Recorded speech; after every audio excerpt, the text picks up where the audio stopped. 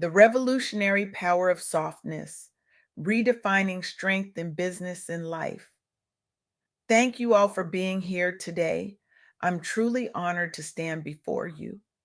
Recently, I had the extraordinary privilege of interviewing Bianca Washington for the Soft Girl Era podcast. Let me tell you something about Bianca. She isn't just changing conversations, she's transforming lives.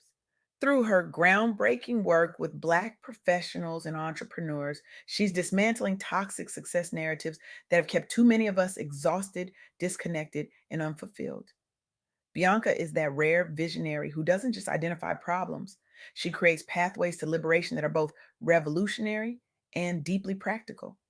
Her insights were so profound, so transformative, that I knew they deserved a wider platform. That's why I'm here today to share what I learned from our conversation and the powerful stories that emerged. We've been conditioned to believe something fundamentally flawed about success. We've been taught that strength means pushing through, never showing weakness, carrying every burden alone, especially as Black professionals and entrepreneurs. We celebrate the grind, the hustle, the relentless pursuit. We admire those who power through exhaustion, who sacrifice sleep, relationships, and well being at the altar of achievement. But what if we've been wrong all along? What if true power comes from disrupting that norm? What if our process, how we choose to move, rest, and realign internally, is actually what determines our next big step? What if embracing softness, vulnerability, and community isn't a sign of weakness, but a radical act of self leadership that reframes how we show up in business and life? This is the counterintuitive truth that Bianca Washington illuminated in our conversation. And it's a truth that challenges everything we think we know about success. Let me ask you something. When was the last time you felt completely depleted? When you found yourself running on empty, wondering how much longer you could sustain the pace? When you smiled through a meeting while your body screamed for rest? I see those nods. I see those knowing looks. Now, let me ask you something else. Who told you that was the only way to succeed? The narrative that equates success with exhaustion isn't just harmful, it's fundamentally untrue. And the evidence is mounting that there's a better way forward. Consider Mauve Cien, a visionary strategist whose work focused on helping Black entrepreneurs thrive. Mauve observed something troubling in her community. Black professionals were being pressured to suppress vulnerability at work. They were expected to project toughness at all times, to never show a crack in the armor. The message was clear: your softness has no place here. Your emotions are a liability. I want you to imagine what that does to a person over time. Imagine the energy it takes to maintain that facade day after day, year after year. Imagine what gets lost in that process: the creativity, the authenticity, the joy. Mauve's response was revolutionary. She developed programs encouraging leaders to embrace their full selves, including their softness, as assets in business. Not liabilities, assets. One participant in her program, a brilliant entrepreneur who had been on the verge of walking away from her business altogether, described the experience this way: for the first time, I didn't have to leave parts of myself at the door. I could bring my whole self to my work, my vulnerability, my intuition, my emotions. And instead of making me weaker, it made me more powerful than I'd ever been. The results? Hundreds of Black entrepreneurs reported improved well being, stronger networks, increased innovation, and most importantly, a sense of belonging without sacrificing authenticity. Mauve herself had spent years navigating corporate spaces where she felt compelled to armor up. But eventually, She realized the cost was too high. The exhaustion far outweighed the achievement. By embracing vulnerability as a strength rather than a weakness, she not only transformed her own career, but created a model that companies nationwide are now adopting, a model that values emotional intelligence alongside technical skills. This brings me to the first key insight from my conversation with Bianca. Vulnerability is power. Letting your guard down isn't a liability, it's an act of courage that opens doors to authentic relationships, innovation, and sustainable leadership. But vulnerability alone isn't enough. We also need community. This leads me to Tawana Bain's powerful story. Tawana's journey illustrates how inner alignment, not external validation, empowers Black leaders facing systemic barriers. For years, Tawana struggled with imposter syndrome due to persistent societal messages about who gets recognized as a leader. She chased approval from gatekeepers who seldom looked like her or valued her perspective. The result? A disconnection from her own power and purpose. I was exhausted, Tawana shared, not just physically, but spiritually. I had spent so many years trying to prove my worth to people who would never truly see me. I had forgotten how to see myself. The turning point came when Tawana shifted her focus. Instead of seeking external validation, she began cultivating self awareness through reflection circles with other women leaders who shared similar experiences. These weren't just support groups, they were spaces of radical truth telling and affirmation. In these circles, women spoke openly about their struggles, their doubts, their fears, things they'd never dare mention in their professional environments. And something remarkable happened. In acknowledging their shared challenges, they began to recognize their shared power. The first time I said out loud, I don't know if I belong here, and was met with nodding heads instead of judgment, something broke open in me, Tawana recalled. I realized I wasn't alone. And if I wasn't alone, maybe the problem wasn't me. Maybe the problem was the system that wasn't designed for people like me to thrive. These safe spaces fostered resilience. Participants reported greater confidence navigating bias at work while building supportive alliances outside traditional hierarchies. Tawana's model has since been adopted by professional organizations aiming to close equity gaps among underrepresented executives nationwide. The ripple effect has helped shift workplace culture toward valuing lived experience as much as credentials. This brings me to the second key insight: community over isolation.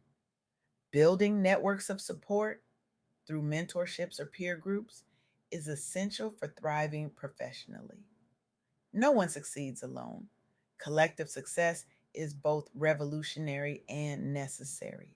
But there's a third element that's equally crucial: rest. Let me tell you about Etiashia Turner. Etiashia advocates prioritizing healing over relentless hustle among Black women leaders, the opposite message from mainstream narratives about grind culture. Itiashi observed that many Black women leaders faced chronic stress from always being the solution at home and work. They were exhausted, but unable or unwilling to pause without guilt. The pressure to constantly perform was literally making them sick. One woman in Itiasha's program, a high powered executive, confessed that she hadn't taken a real vacation in 7 years. I was afraid the whole thing would fall apart without me, she said. I was afraid I'd be revealed as dispensable. I was afraid to stop because I didn't know who I was outside of what I did. So Itasia developed a radical approach. She teaches practices like scheduled rest days, what she calls radical rest, communal care circles, and boundary setting workshops tailored specifically for high achieving women. The outcomes have been remarkable. Participants saw reduced burnout rates, increased job satisfaction, and higher retention rates among teams led by program alumni. That executive who hadn't taken a vacation in 7 years, she now takes a full week off every quarter. And guess what? She says, not only did the company survive without me, but I came back with fresh ideas and energy that actually made me more effective. Rest wasn't the enemy of my success, it was the foundation of it. Tiasha's journey to this work is powerful. After her own health scare linked directly back to overwork, she built this movement out of necessity, then watched it transform lives far beyond hers. Her initiatives have won national recognition, with corporate partners now integrating these principles into employee wellness programs. This approach is shifting industry conversations from measuring worth solely by output to centering holistic well being. And this brings me to the third key insight: rest fuels progress. Prioritizing healing, mental health, and self care isn't optional. It's foundational for long term impact in your career or business journey. These three elements, vulnerability, community, and rest, form the foundation of a revolutionary approach to success, an approach that challenges everything we've been taught about strength and achievement. But I can hear the skeptics already. That sounds nice in theory, but in the real world, we need to be tough to succeed. We need to push through. We can't afford to show vulnerability or take time to rest. I understand that skepticism. I really do. We've been conditioned to believe that softness is weakness, that vulnerability is a liability, that rest is laziness. But the evidence tells a different story. Research from Harvard Business School shows that leaders who demonstrate vulnerability build stronger, more innovative teams. Studies from the Mayo Clinic demonstrate that rest and recovery are essential for peak cognitive performance. And research from McKinsey reveals that diverse communities with strong support networks consistently outperform homogeneous groups working in isolation. The data is clear. The old model of success is broken. It's not just harmful to our well being, it's ineffective for achieving the very outcomes we're pursuing. What Bianca Washington helped me understand is that embracing softness isn't about abandoning ambition, it's about pursuing ambition in a way that's sustainable, authentic, and ultimately more effective. It's about recognizing that our humanity, our full, complex, vulnerable humanity, is our greatest asset, not a liability to be hidden away. It's about understanding that community isn't just nice to have, it's essential for navigating systems that weren't designed with us in mind. And it's about acknowledging that rest isn't a reward for productivity, it's a prerequisite for it. This shift in perspective isn't just beneficial for individuals, it has the power to transform organizations, communities, and entire industries. So today, I'm not just inviting you to consider a new perspective, I'm challenging you to join a revolution.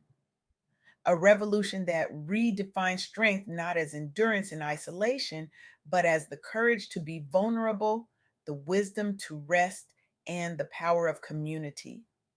This revolution begins with a single radical question: what if everything you've been taught about strength is wrong? What if the path to your greatest power lies not in pushing harder, but in softening? Not in doing more, but in being more fully present? Not in isolation, but in connection? I challenge you when you leave here today to commit to one act of revolutionary softness. Share a vulnerability with someone you trust. Create space in your calendar for genuine rest. Reach out to build community where you've been going it alone. And then watch what happens. Watch how that small act ripples outward. Watch how it changes not just how you feel, but what you're capable of creating in the world. Because the world doesn't need more exhausted heroes. It needs whole, authentic leaders who understand that their humanity is their superpower. The revolution of softness is calling. Will you answer? Thank you.